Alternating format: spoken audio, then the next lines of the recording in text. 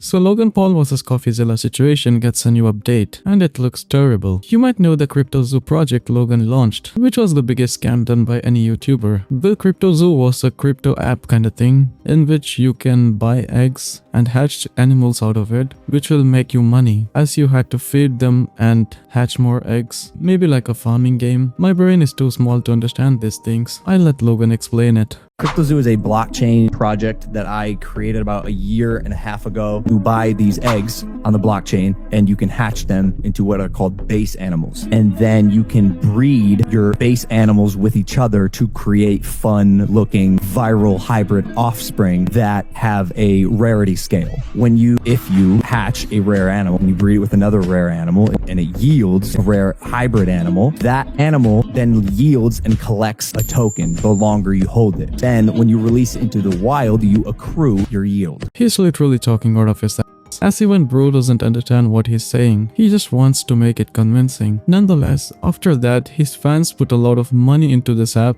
and expected the money to grow, as Logan Paul promised it will grow, but it ended up in the worst way possible, as the CryptoZoo project never launched and everyone lost their money. Even the Logan Paul promised that he would refund to a lot of these people, but he did not do it for months and years. Like, some people may have lost some money, but some lost hundreds of thousands of dollars. It was all because of Logan Paul's words and his fans following it and trusting him with their life savings. He also said that it was his business partner's fault that it did not get launched, but it was because of him that his fans bought it in the first place though. Like, he shouldn't have trusted this if it wasn't trustworthy. I wouldn't trust Logan Paul with even $10, but people literally put like 500,000 on this and lost it all, and Logan did not take any accountability on this. He said that it's not his fault that they lost their money because the markets rise and fall all the time. His development team was bad, his business friends were bad. He even went as far to say that it was the government fault because of the regulations. He did not give any compensation to these people, and after that people started calling him out and hating him. Then there comes this crypto scam investigator known as CoffeeZilla. He makes a 7-part series where he exposes the CryptoZoo scam, and this was the end of Logan Paul's reputation, because everything CoffeeZilla said was deeply investigated and were based on facts. Coffee has also exposed multiple scams like this, so this was nothing new for him. But for Logan, it was a huge backlash, as his entire audience turned against him. He filed a lawsuit against CoffeeZilla for defamation, even though everything Coffee said was based on facts and evidences. So basically, Logan was using his money to fight against Coffee just so that he can cause nuisance on him and make Coffee lose as much money as possible and waste as much time as possible. Everything gets worse from here. In this video, we'll talk about the entire lawsuit drama and how the CryptoZoo victims suffered more than they had to, and also how Logan troubled Coffee by using his money just to get revenge for exposing him. So hey, this is Mushroom and I make videos related to YouTube. Subscribe to this tiny little mushroom to stay up to date. Now let's continue with CoffeeZilla drama. About the lawsuit, Logan Paul files a lawsuit against Coffee for defamation that he has caused harm for his reputation, and he even hired 5 of the top lawyers for this. Coffee had to make a video on this and explain it all. The lawyers' statements were so dumb, like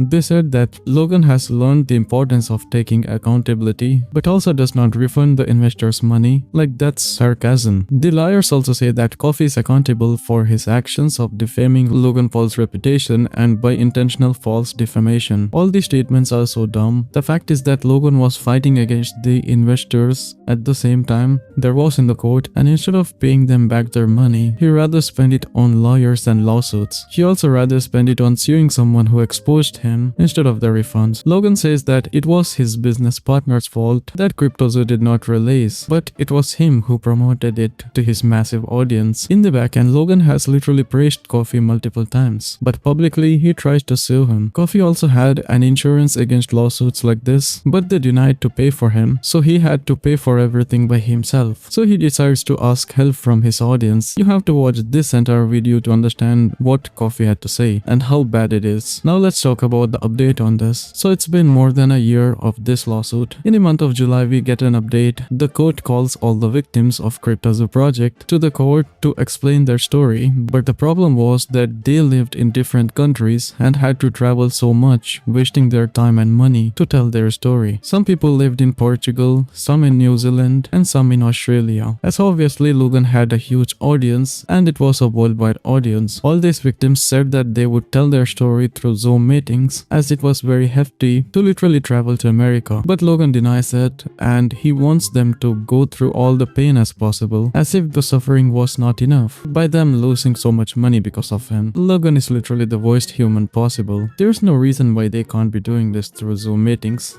as they stated that they would be willing to share any documentation if needed to prove their identity. The statement that Logan Paul's lawyer said was that it was not a good idea to do it through Zoom meetings. It's because the law in different countries are different and it is punishable to lie in the court in the US, but we wouldn't know if the laws are the same in some other countries. The lawyers basically want all of this to go according to the US laws, and that's a valid point, I guess, as it would be hard to cross-examine through Zoom meetings too. But for all of this, wouldn't it be a good idea for the court to give the money to these people to travel to the US? Like, that would be a better idea. You may think this way, but of course they're fighting their own battle, so the court isn't responsible for the expenses, and doesn't matter how much you spend to prove yourself. You only get paid when you win the lawsuit. Logan's lawyers also denied that it was a scam and it was the victim's own mistake that they have lost their money. And according to their lawyers, if the defendant truly believed that the probability of them winning this case is high, then they should cure the expenses to travel and take the reposition in person. The fact that they are not willing to do so and are seeking the shortcut of doing it through the Zoom meetings speaks to the minimum relevance of this witness. That's what the lawyer said, but it's the same thing that they don't know how long it's going to take, and if you have infinite money like Logan, you can be burning it like him on these things, but it's not feasible for normal victims or even CoffeeZilla. There was a victim named Duarte Campos de Oliveira who said that he lives in Portugal and had to travel approximately 8,000 kilometers to San Antonio, where the court is, and the trip would cost him at least $1,200 and require more than 30 hours of his time, which he has to take away from his work, and that he could not afford it. So he requested the court for the Zoom meetings, and the other victims also have their similar problems, but Logan's lawyer wanted to make it as hard as possible for them. $1,200 might be a small amount for Logan, as he might spend it on breakfast, but for these people it's a lot of money. The lawyers also gave another option of conducting depositions. That is, if witnesses cannot travel to the United States, then the alternative is to do a remote deposition where the lawyers have to travel to these victims and take their depositions. This would be way worse than them traveling, because lawyers charge you for every hour of them existing. So if they do travel to different countries, then they will even add up the travel charges, including their hourly charges, and it would be so hard for CoffeeZilla or this victim to pay for them. And even if he does spend enough money and even win the lawsuit, he could not recover the attorney fees that he has spent on these things. That is, even after winning the lawsuit, because that's how the US laws work. So he can go bankrupt by trying to prove himself innocent, but the law doesn't care how hard you try or how much you have spent to prove yourself innocent. That's all on you. So if Coffee spends it all on lawyers, he would never get it back. It would be much better for the victims to travel to the US themselves. Or another idea is that if Coffee finds some victims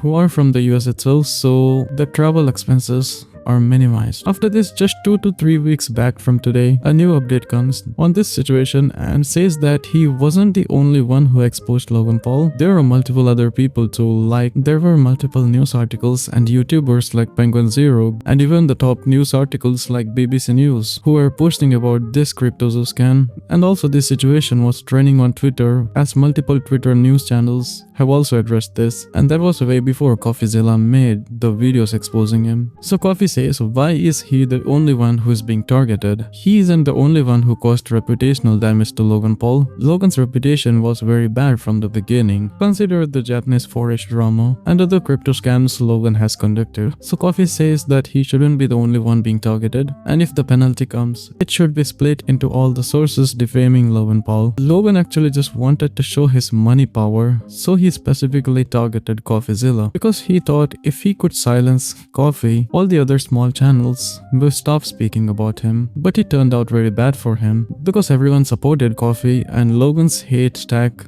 just got more stacked. It's too weird to see how there are so many people still watching his videos even after this. He has now become a father and also has been married, but still has a maturity of a 5th grader, and taking accountability on things is never his priority. Tell me what you guys think about him or about this lawsuit. Is Coffee going to win this lawsuit, or Logan is going to use his money to change justice itself, which is obvious to a naked eye or a normal person? That's it in this video. We'll see you in the next one. See ya.